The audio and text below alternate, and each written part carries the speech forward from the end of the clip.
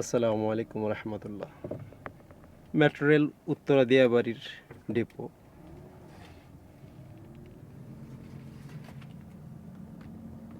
লম্বা একটা সময় এখানে অতিবাহিত হয়েছে। এমন অনেকে ছিলেন যারা এখানে কাজ করেছিলেন, তারা চলে গেছেন। এমন অনেককে চিনি যারা দুনিয়ার থেকেও চলে গেছেন। দুনিয়াটা সংক্ষিপ্ত সময়, নির্ধারিত সময় নিয়ে আমাদের আশা, হায়াত শেষ হয়ে গেলেই চলে যেতে হবে।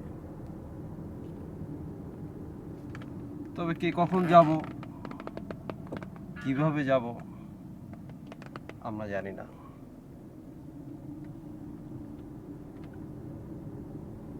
একমাত্র আল্লাহ সুবহানাহু ওয়া তাআলাই জানেন। তবে বুদ্ধিমানের কাজ হলো যাওয়ার আগে যাওয়ার প্রস্তুতি গ্রহণ করা, প্রতিনিয়ত নেক আমল করতে থাকা, সর্বপ্রকার গুনাহ থেকে বেঁচে থাকা। একটি মুহূর্ত এমন যেন না হয় যেন আমার দ্বারা গুনাহ হয়ে যায়। এমন একটি মুহূর্ত যেন আমার থেকে চলে না যায় যে সময়তে আমি নেক আমল করি নাই। আখিরাতের ব্যাংক নিজের নেক আমল জমাতে থাকা।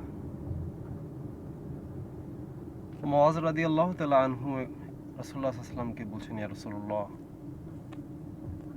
এটি মনে হয় আপনার সাথে আমার শেষ দেখা, আমাকে নসিহত করুন। রাসূলুল্লাহ সাল্লাল্লাহু আলাইহি ওয়াসাল্লাম বলেন, হে মুআয, নিজেকে মৃত মানুষের ভিতরে ঘোষণা করবা, মনে করবা পাথর বৃক্ষর নিকটে বেশি বেশি জিকির করবা। হাসরের ময়দানে তোমার সাক্ষীর পাল্লা ভারী হবে।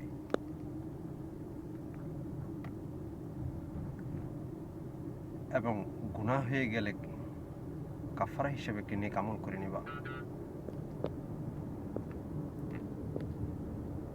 সম্মানিত ভাই বন্ধুগণ, পৃথিবীর শেষ সময় চলছে। ঢলের পানি যেভাবে নামে, আমাদের দ্বারা গুনাহ হয়।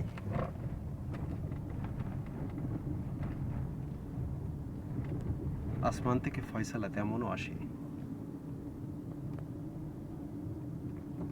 পিতামাতা চলে গিয়েছেন, আমাকেও একদিন চলে যেতে হবে। আমাদের পূর্বপুরুষরা চলে গিয়েছেন, আজ তাদেরকে আমরা ভুলে গিয়েছি। আমরা আবার দুনিয়ার ভিতরে কাজে মগ্ন হয়ে গিয়েছি, ব্যস্ত হয়ে গিয়েছি।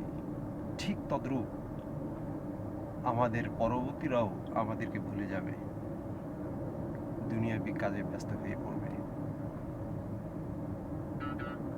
পিতামাতার জন্য আল্লাহ সুবহানাহু ওয়া তাআলার শেখানো দোয়া, রব্বির হামহুমা কামা রাব্বায়ানি সগীরা, এই দোয়া করতে থাকি, নিজের ভাষায় দোয়া করতে থাকি। 3 দিন 40 দিন সর্বপ্রকার বেদাত থেকে ফিরে থাকি, গান বাজনা সিনেমা নাটক থেকে দূরে থাকি।